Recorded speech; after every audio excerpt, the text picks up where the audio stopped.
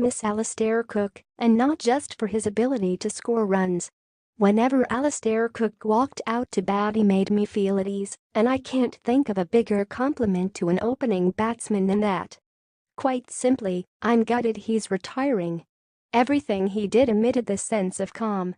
Even when he was out, he'd just walk very slowly into the changing room, with his helmet still on, put his bat down and take a seat. He'd often stay in his whites for a while, as if taking them off would confirm he was out. But he would never be angry. Disappointed, sure. But never angry. Each of my 123 tests has been with Cookie in the side, and I can honestly say I've never played with a cricketer who has as much mental strength as he does.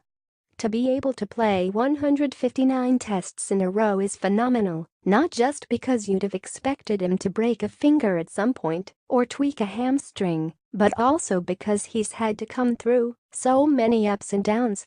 I know what it's like to be under that kind of pressure when you need to prove a point, and it is hard work and stressful. But Cookie always emerged at the other end, and his temperament never changed. He never wavered. And he never let any success go to his head. Limelight was not for him. Someone said last week that a guy like him may never play for England again, and I thought that was an interesting point. He doesn't do Twitter or Instagram, and he's not one for selfies. He just has no interest in that stuff. He wants to win games of cricket for England, have a beer with his friends in the local, or spend time with his family. He's just a really good guy to be around. I think I can say without insulting him that he's not the most naturally talented batsman you'll see. He doesn't time the ball or look as naturally classical as someone like Ian Bell.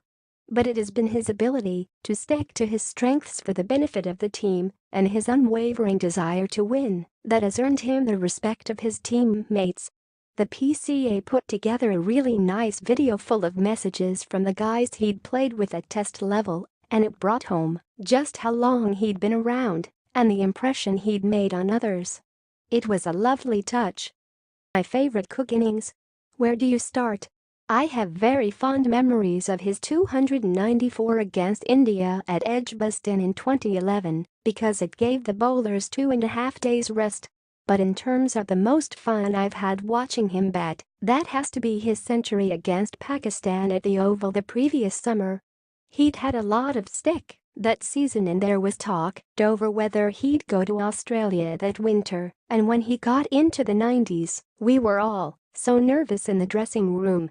Then he got to 100 because the bowler threw the ball over the wicket-keeper's head for 4, and we just erupted. There was such an outpouring of goodwill that day, and then of course he embarked on that purple patch in the Ashes and never looked back.